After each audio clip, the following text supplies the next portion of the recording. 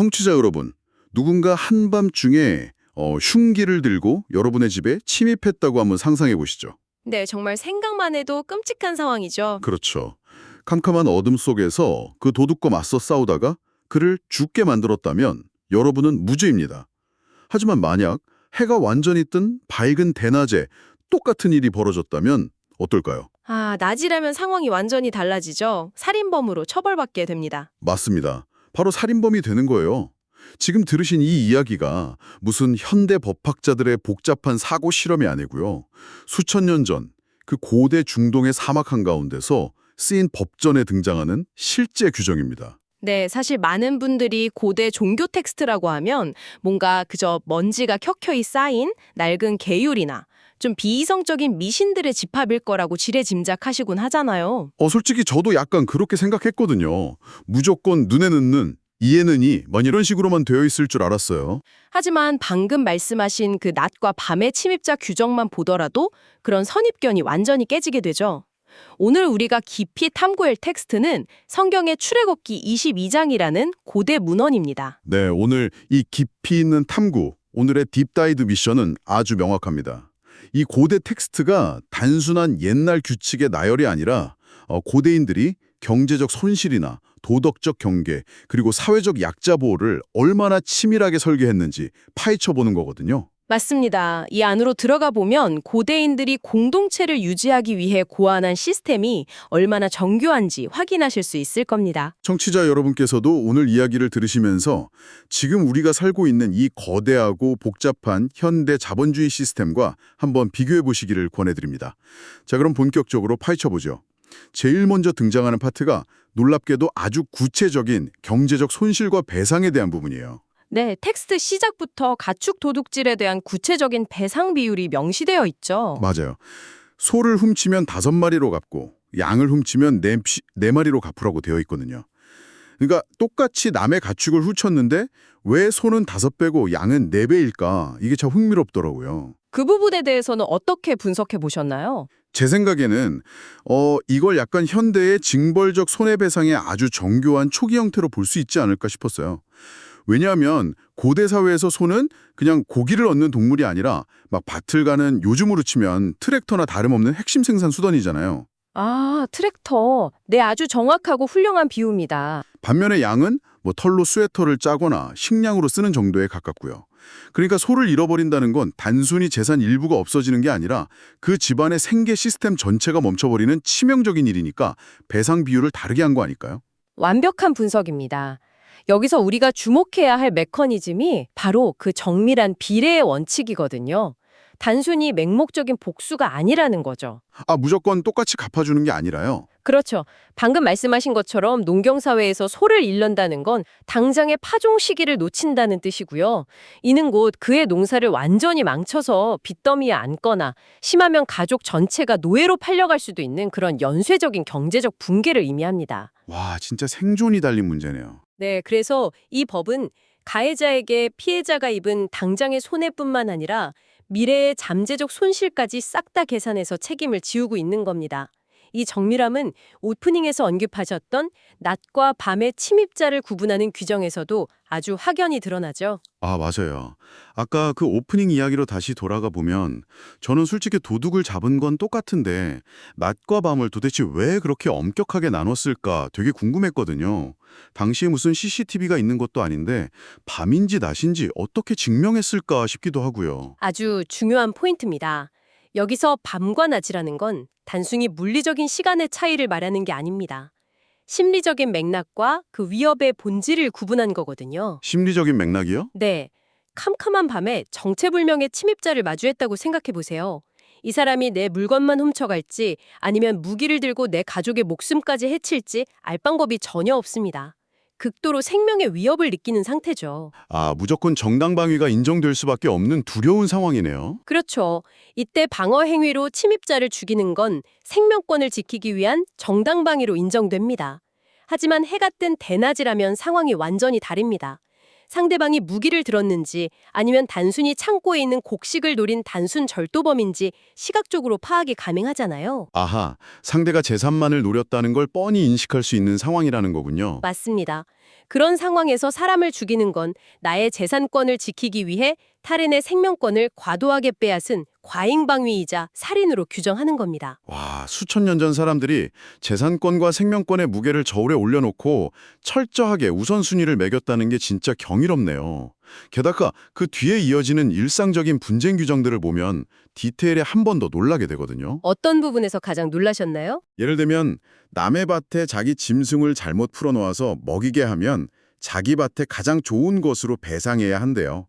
그리고 또 이웃에게 물건이나 짐승을 맡겼는데 도둑맞거나 야생동물에게 짐승이 찢겨 죽은 상황에 대한 책임 소재도 아주 철저하게 따지더라고요. 그 위탁물 관련 규정에 숨어있는 법적 장치도 매우 흥미롭죠. 남의 짐승을 맡아 기르다가 늑대나 곰 같은 야생동물에게 물려 죽었을 때 고대인들은 이걸 어떻게 처리했을까요? 그냥 운이 없었다면서 맹수가 물어갔습니다 하고 변명하면 끝났을까요?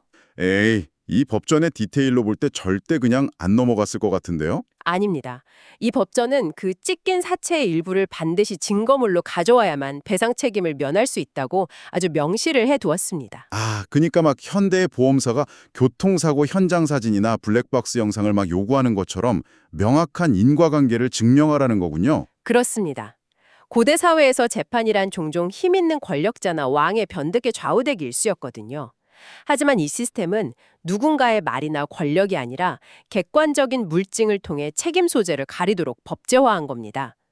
경제적 손실 앞에서 누구도 억울하게 책임을 뒤집어 쓰지 않도록 정교한 합리성을 부여한 것이죠. 진짜 빈틈이 없네요. 완벽하게 철저한 경제법입니다. 그런데 제가 여기서부터 굉장히 혼란스러워지기 시작했어요. 방금 전까지 막 소의 배상 비율을 따지고 찢긴 사체를 증거로 가져오라면서 엄청 이성적이고 합리적인 잣대를 들이대던 이 법전이 페이지를 살짝 넘기면 갑자기 완전히 다른 얼굴로 돌변하거든요. 도덕적이고 종교적인 범죄를 다루는 영역으로 진입하는 대목 말씀이시군요. 맞습니다. 일단 약혼하지 않은 처녀를 꿰어 동침하면 납폐금을 주고 아내로 삼아야 한다는 규정이 나와요. 네, 아주 중요한 대목이죠. 근데 현대인들의 시각에서는 이 납폐금, 즉 지참금이라는 단어 자체가 여성을 무슨 경제적 거래의 대상으로 보는 것 같아서 되게 낯설고 불편하게 느껴질 수 있거든요. 현대의 관점에서는 충분히 그렇게 느끼실 수 있습니다. 하지만 당시의 가부장적 경제구조라는 메커니즘을 뜨다 보면 완전히 다른 의미로 다가옵니다. 고대 사회에서 여성의 경제적 생존은 아버지나 남편이라는 울타리에 전적으로 의존했거든요. 아, 그 울타리를 벗어나면 혼자 생존하기가 거의 불가능에 가까웠죠. 네. 그런데 약혼하지 않은 여성이 남성과 동침하게 되면 그 여성은 향후 정상적인 결혼을 통해 사회적, 경제적 보호를 받을 기회를 완전히 박탈당할 위험이 큽니다. 그래서 이 법은 그 원인을 제공한 남성에게 단순한 벌금을 매기는데 그치지 않는 거죠. 아, 그 여성을 아내로 맞아들여서 영구적인 경제적 책임을 지도록 아예 강제해버리는 거군요. 맞습니다. 만약 여성의 아버지가 결혼을 거절하더라도 그에 상응하는 돈을 반드시 내야만 했죠. 이는 여성을 소유물로 보는 것이 아니라 한 여성이 사회적 빈곤층으로 뚝 떨어지는 것을 막기 위해 작동했던 고대 사회의 아주 강력한 경제적 안전망이었습니다. 아하, 여성의 생존권을 보호하는 일종의 사회적 제동 장치였군요. 좋아요, 거기까지는 그 시대의 맥락에서 이해할 수 있습니다. 그런데 제가 정말 이해가 안 가고 찐으로 당황스러운 건 바로 다음입니다. 어떤 규정이 그렇게 당황스러우셨나요? 이 합리적인 법전이 갑자기 숨도 안 쉬고 극단적인 사형을 선고하기 시작하거든요. 무당을 살려두지 말라, 짐승과 행음하는 자는 반드시 죽일지니라, 다른 신에게 제사를 드리는 자는 멸할지니라.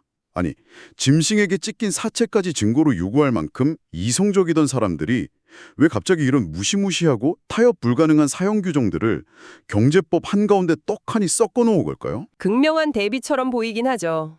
네, 너무 극단적이잖아요. 합리성과 막 극단적인 종교적 독단이 한 공간에서 충돌하는 것 같아서 저는 도저히 연결이 안 되더라고요. 아주 예리한 지적입니다. 현대인들의 잣대로 보면 재산을 다루는 경제법과 개인의 윤리나 신념을 다루는 종교법은 엄격히 분리되어 있어야 마땅하다고 생각하니까요. 그렇죠. 지금 시대엔 당연한 거잖아요. 하지만 이걸 고대 사회 공동체의 큰 그림과 연결해 보면 그 이유가 아주 논리적으로 설명이 됩니다. 이 텍스가 다루는 고대 이스라엘 사회에서 종교는 주말에만 즐기는 개인적인 취미나 신념이 아니었습니다. 공동체의 헌법이자 정체성 그 자체였죠. 종교 자체가 국가의 정체성이었군요. 네. 그래서 우상을 숭배하거나 무당을 찾아가고 짐승과 교접하는 행위는 단순한 개인의 일탈이나 가벼운 윤리적 범죄가 아닙니다.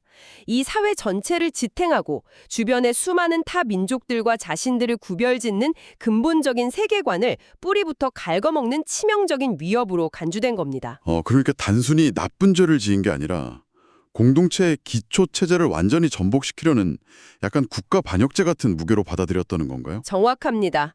경제적인 피해는 뭐 소나 양을 몇 배로 갚으면 회복이 되잖아요. 하지만 공동체가 공유하는 사상적, 도덕적 기반의 붕괴는 곧 사회 전체의 멸망을 의미한다고 본 겁니다. 듣고 보니 무슨 말인지 확 와닿네요. 비유하자면 현대 자유민주주의 국가에서 누군가 재산을 훔치면 징역형을 받지만 국가 체제 자체를 무너뜨리려는 내란 음모를 꾸미면 가장 높은 수위의 처벌을 받는 것과 같은 이치입니다. 그렇기 때문에 소장농들의 재산 다툼을 정리하는 그 세밀한 법망 한가운데 절대 타협할 수 없고 넘어선 안 되는 강력한 절대적 경계선들을 사형이라는 이름으로 박아둔 것이죠. 이 방송을 들으시는 청취자 여러분도 오해하시면 안 되는 게 이게 어느 쪽이 옳다 그르다를 우리가 지금 평가하는 게 아니잖아요. 그럼요. 정치적이나 종교적인 편향 없이 철저히 이 고대 문헌이 공동체를 보호하기 위해 작동시켰던 그 강력한 방어 기제의 메커니즘 자체를 객관적으로 짚어보는 것입니다. 네, 철저한 비례 원칙이 지배하는 재산권이라는 뼈대 위에 그 체제를 수호하기 위한 도덕적 철조망을 아주 단단하게 둘러친 셈이네요. 그런데 전문가님, 이 텍스트가 저를 정말 뒤통수 치듯 놀라게 한 건 진짜 따로 있습니다. 사회적 약자를 대하는 태도 말씀이시군요. 네. 이 서슬퍼런 사형 규정들을 지나치고 나면 방금 전에 무서운 얼굴에 막 거짓말이었다는 듯이 이 법전에서 가장 따뜻하고 파격적인 공감 능력이 쏟아져 나오거든요. 특히 이방 나그네를 압제하지 말라면서 그 이유를 이렇게 밝힙니다. 너희도 애굽 땅에서 나그네였음이라. 와, 저 고대 시대에 이런 식의 이유를 들어본 적이 없는 것 같아요. 그 구절은 정말 법의 역사를 통틀어 봐도 손에 꼽을 만큼 독특하고 진보적인 텍스트입니다. 고대 사회에서 이방인, 즉 외국인 나그네는 그 지역의 신을 믿지도 않고 땅도 없는 투명인간이나 마찬가지였거든요. 맞아요. 억압하고 착취해도 진짜 아무도 보호해주지 않는 가장 쉬운 먹잇감이었잖아요. 네, 그런데 이 텍스트는 법의 권위를 무슨 폭력적인 통치자의 힘이나 신의 맹목적인 명령에서 찾는 대신에 아주 특별한 곳에서 끌어내고 있습니다. 바로 공동체 구성원들이 다 함께 공유하는 역사적 트라우마죠. 역사적 트라우마요? 네, 너희도 과거 이집트에서 나그네로서 노예처럼 착취당하는 고통을 겪지 않았느냐? 그러니 그 뼈저린 아픔을 기억하고 약자의 고통에 공감하라 라는 아주 깊은 심리적 통찰을 입법의 근거로 삼은 것입니다. 와, 약자의 아픔을 남의 일로 보지 말고 너희의 뼈아픈 기억 속에서 꺼내라는 거네요. 진짜 뼈 때리는 통찰입니다. 그리고 그 뒤에 이어지는 과부와 고아에 대한 보호 규정은 아예 한술 더 뜨거든요. 경고의 수위가 아주 높죠. 네, 만약 그들을 괴롭혀서 그들이 부르짖고 신이 노하게 되면 가해자를 칼로 죽여서 그 가해자의 아내와 자녀들을 똑같이 과부와 고아로 만들어버리겠다고 경고합니다. 어찌 보면 눈에는 눈이라는 되게 무서운 복수국 같지만 저는 역설적으로 이 사회에서 가장 힘없고 목소리 없는 자들을 시스템이 얼마나 무서운 힘으로 든든하게 지켜주려 하는지 그게 확 느껴지더라고요. 힘없는 자들의 눈물에 신이 직접 즉각적인 응징자로 나서겠다는 강력한 선언이죠. 여기서 정말 흥미로운 건 이 텍스트가 스스로를 묘사할 때 나는 자비로운 자임이라 라고 덧붙인다는 점입니다. 막 가해자 가족을 똑같이 고아로 만들겠다고 하면서 자비롭다고 하는 게 좀 모순적으로 들리기도 하는데요. 그렇게 들릴 수 있죠. 하지만 여기서 말하는 자비로움은 강자가 약자에게 동전을 툭 던져주는 그런 시혜적인 태도가 아닙니다. 약자의 고통에 극도로 민감하게 반응하고 그 고통을 유발하는 가해자의 세계를 철저히 붕괴시킬 만큼 맹렬하고 적극적인 보호 본능으로서의 자비를 말하는 겁니다. 진짜 약자 편에 완벽하게 서는 적극적인 자비네요. 그리고 제가 진짜 무릎을 탁 쳤던 대목이 또 있어요. 시스템과 인간 사이의 관계를 아주 절묘하게 보여주는 부분이 나오거든요. 전당 잡힌 겉옷을 돌려주라는 그 규정 말씀이시죠? 네네, 맞습니다. 가난한 자에게 돈을 빌려주는 상황에 대한 규정인데요. 일단 이자도 받지 말라고 당부하더니 만약 이웃의 겉옷을 전당 잡게 되더라도 해가 지기 전에는 무조건 그 옷을 돌려주라고 아주 못을 박아 명시합니다. 해가 지면 추워지니까요. 맞아요. 왜냐하면 그 옷이 그 사람의 알몸을 가릴 유일한 덮개인데 그것 없이 그 사막의 추운 밤을 어떻게 견디겠냐는 거죠. 저는 이 구절을 보면서 막 현대의 은행이 떠올랐어요. 오, 현대은행이요? 어떤 면에서 비슷하다고 보셨나요? 마치 은행이 빚을 못 갚은 사람의 집을 막 합법적으로 압류하면서도 그래도 밤에 주무실 때는 이 집에 들어와서 따뜻하게 잘 수 있도록 매일 일몰 후에는 저희가 문을 열어드리겠습니다. 라고 하는 거랑 똑같지 않나요? 그 차갑게 돈을 받아내야 하는 법전이 대체 어떻게 이렇게까지 사람의 체온을 꼼꼼하게 신경 쓸 수 있죠? 와, 그 비유가 담고 있는 통찰이 정말 날카롭습니다. 이 일몰 전의 겉옷 반환 규정이 대체 어떤 경제적 메커니즘을 차단하고 있는지 생각해보면 그 의미가 훨씬 묵직해지거든요. 아, 경제적 메커니즘을 차단한다고요? 네. 돈을 빌려주고 담보를 잡을 권리, 즉 신용경제의 기본적인 작동 자체는 법적으로 인정을 합니다. 하지만 아무리 자본주의적 효율성이 중요해도 그게 인간의 생존권이라는 마지노선을 뚫고 바닥으로 내려가는 것은 절대 허용하지 않겠다는 강력한 브레이크 장치입니다. 아, 생존권만큼 건드리지 마라 이거군요. 그렇습니다. 내가 돈을 떼일 위험을 감수하더라도 상대방이 밤의 추위로부터 스스로를 보호하고 생존할 최소한의 기본적 존엄은 무조건 지켜주라는 뜻이죠. 이것은 그저 도덕적으로 착하게 살라는 가벼운 권고가 아닙니다. 인간의 기본적인 생존 필수품은 결코 경제적 거래의 담보물로 전락할 수 없다는 일종의 생존의 비상품화를 선언한 고대 사회의 정교한 안전망이었습니다. 생존의 비상품화. 와, 자본의 논리가 인간의 목숨줄까지 흔들지 못하도록 아주 바닥을 단단하게 받쳐준 거군요. 자, 이제 이 텍스트는 가장 치밀한 배상의 논리에서 시작해서 절대적인 도덕의 경계선을 지나 약자를 향한 깊은 연민까지 보여줬습니다. 네, 정말 숨가쁘게 이어지는 논리적 전개죠. 그리고 마지막으로 시선을 넓혀서 이제 인간이 권위와 자연, 생명을 어떻게 대해야 하는지에 대한 영역으로 우리를 안내합니다. 뭐 재판장을 모독하지 말라는 질서 유지나 수확물을 바치라는 종교적 의무도 나오지만요. 제 시선을 사로잡은 건 또다시 아주 작고 연약한 존재에 대한 규정이었습니다. 소와 양의 새끼에 대한 규정이 나오죠. 네, 처음 태어난 새끼를 신에게 제물로 바쳐야 하는데 7일 동안은 어미와 함께 있게 하고 8일째 되는 날에 바치라고 명시되어 있습니다. 솔직히 저는 고대 종교의 제사법이라고 하면 뭐 인간을 위해 피도 눈물도 없이 기계적으로 짐승의 목을 칠 것 같은 그런 이미지였거든요. 보통 그렇게들 많이 생각하시죠. 그런데 갓 태어난 새끼 짐승이 최소한 일주일은 어미의 젖을 먹고 품에 안겨 있을 그 시간을 법으로 보장해 주었다는 거잖아요. 인간의 어떤 종교의식보다 어미와 새끼의 애착 시간을 먼저 배려하다니, 와, 이건 진짜 일종의 고대판 동물 복지 아닌가요? 이 규정은 사실 이 법전이 궁극적으로 도달하고자 하는 결론, 바로 거룩함이라는 개념을 완전히 재정의하게 만듭니다. 거룩함을 재정의한다고요? 어떻게 연결이 되는 거죠? 텍스트의 마지막 구절을 보면 이렇게 마무리를 짓습니다. 너희는 내게 거룩한 사람이 될지니 들에서 짐승에게 찢긴 동물의 고기를 먹지 말고 개에게 던질지니라. 사람들은 흔히 거룩함이라고 하면 되게 거창한 종교적 의식을 치르거나 막 세상을 등지고 명상에 빠지는 걸로 생각하잖아요. 그렇죠. 뭔가 속세랑 떨어져 있는 느낌이죠. 말하는 거룩함은 완전히 다릅니다. 목적이 아무리 신성한 제사라 할지라도 어미 짐승과 새끼 사이의 자연스러운 생명의 유대감을 폭력적으로 단절시키지 않고 일주일이라도 존중해주는 그 섬세한 태도. 그리고 아무리 배가 고파도 들판에서 맹수가 먹다 버린 찢긴 사체를 주워 먹으면서 스스로를 짐승의 수중으로 전락시키지 않고 인간으로서의 품위를 꿋꿋이 지켜내는 결단. 와, 찢긴 고기를 먹지 말라는 게 그런 의미였군요. 네, 이런 일상적이고 지극히 현실적인 선택들이 하루하루 모여서 진정한 거룩함을 완성한다고 본 것입니다. 거룩함이라는 게 무슨 하늘 위에 둥둥 떠 있는 추상적인 개념이 아니라 땅 위에서 생명을 어떻게 대우하고 인간 스스로의 존엄을 어떻게 지켜낼 것인가 하는 진짜 치열한 실천이었네요. 정확합니다. 그게 바로 이 텍스트가 전하고자 하는 핵심 메시지죠. 오늘 우리는 단순히 수천 년 전 고대인들의 낡은 규칙을 살펴본 게 아닙니다. 재산권 침해에 대한 아주 치밀하고 논리적인 비례의 원칙, 또 공동체를 지키기 위해 그어놓은 절대 타협할 수 없는 도덕적 경계선, 이집트의 나그네였던 뼈아픈 기억을 바탕으로 약자를 품어왔는 그 파격적인 공감의 메커니즘, 그리고 자연의 순리를 존중하는 일상 속의 거룩함까지, 이 모든 것이 정교하게 맞물려 돌아가는 하나의 거대한 사회 시스템의 청사진을 목격했습니다. 네, 오늘날 우리가 법과 제도를 만들 때 놓치지 말아야 할 본질적인 가치들이 이 오래된 텍스트 안에 고스란히 담겨 있는 셈이죠. 그래서 이 모든 내용이 21세기를 살아가는 우리에게 대체 무슨 의미가 있을까요?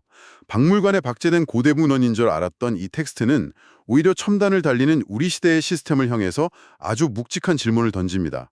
당신들의 그 화려하고 발전된 시스템은 과연 저 사막의 고대인들만큼이나 약자들의 목소리를 제대로 담아내고 있는가 하고 말이죠. 현대 사회가 반드시 스스로에게 던져봐야 할 아픈 질문이네요.